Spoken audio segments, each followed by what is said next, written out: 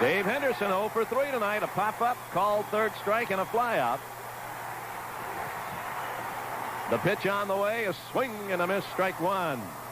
Henderson is one of the guys who comes into the suspect category in terms of off-season managerial decisions about the future of the ball club and who is retained and who goes. There's a swing and a foul back. Sandy Alderson, the general manager, has been meeting the press every day and answering those kinds of questions. And they make tough decisions sometimes, and Dave Henderson is one name that is very prominent. Do you keep him or do you keep Willie McGee? Pitches outside, 1-2. Somebody wrote today, in my opinion, Willie's just been rented for the last while anyway. He won't stay. We'll see. You know, one thing, Dave Henderson is a clutch player, and now he takes a called third strike, so he knew for the second time tonight as he's rung up on strikes that he had passed on a strike right there. You could just see him freeze and the grimace on his face. That is the 9th strikeout for Jose Rio here tonight.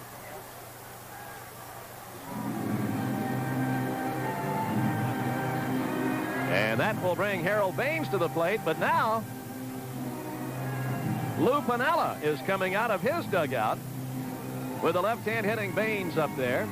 Piniella has pointed to the pin, and he wants the left-hander in here. They're going to make a pitching change. Now we are going to maybe see Jose Canseco come into the scenario. Rio, as he walks off the mound, looks toward the bullpen, and emerging from the bullpen is left-hander Randy Myers. Gets a little encouragement, the point of the glove by Rio.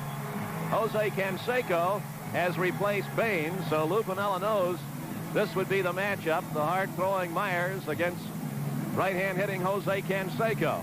It's a 2-1 ball game, and we'll be back to watch this confrontation right after this timeout.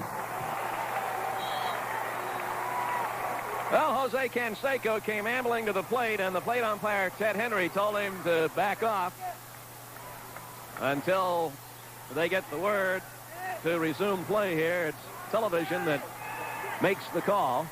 Then Henry went out to the mound, looked the ball over, gave it back to Myers.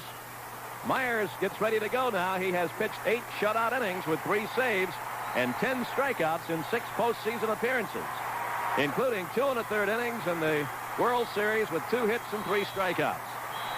The left-hander ready to work, and he pumps in a strike to Canseco. Strike one call.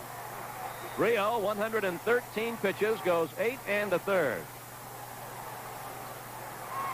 Allowing the A's only 2 hits and 1 run. Cincinnati pitching has been the story of the 1990 World Series. Fastball is outside. 1 ball and 1 strike.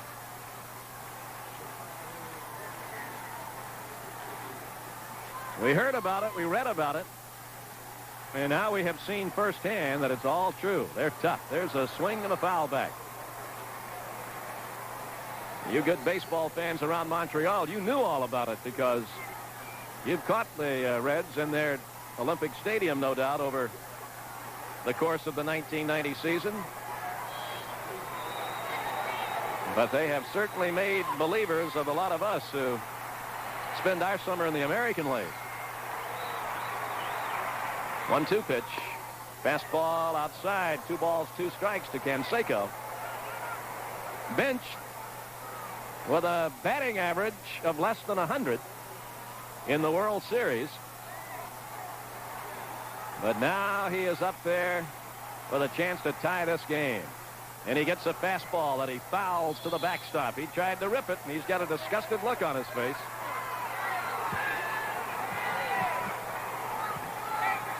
Canseco bending at the waist, trying to keep that back loose.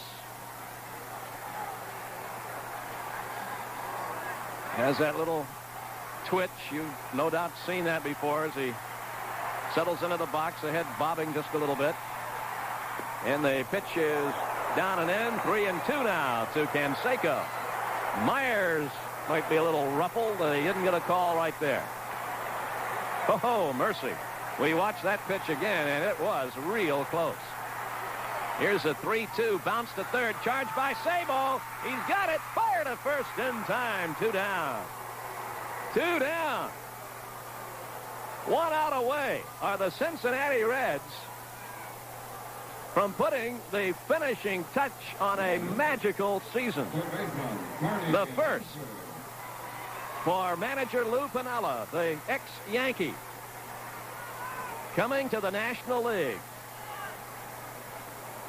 leaving New York and hearth and home there. He has been there for many years. First for manager Lou Piniella, the ex-Yankee, coming to the National League, leaving New York and hearth and home there. He has been there for many years. Lansford, the batter, takes it outside. Ball 1. Wanting to prove to the man in New York that I can live my life and spend my baseball years beyond that Yankee experience in George Steinbrenner. Pitch is high to count 2-0.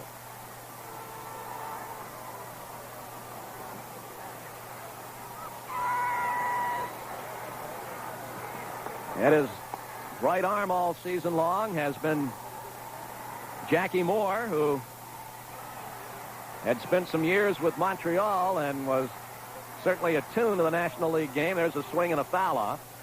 2-1 on the batter. Lou was saying before the game tonight, Jackie has been a great, great help. A little bit different managing in the National League, as you well know, because of that DH rule. That does not apply in the National League. Lou more attuned to that in his American League years there with the New York Yankees. And it has been a brain trust comprised of Piniella and Moore and some other outstanding coaches. Carney swings, popped up over on the right side. First baseman Benzinger backing up. He's got it. And Cinderella has come to the ball here in Oakland, California. The Cincinnati Reds are world champs. They have swept the Oakland A's, winning games 3 and 4 on the A's home turf. How about this for the end of a great season for Piniella and his Reds? They are World Series champs. They win it in very convincing fashion. They say that Chris Sabo isn't very demonstrative, but he's out there enjoying this postseason celebration along with all of his teammates.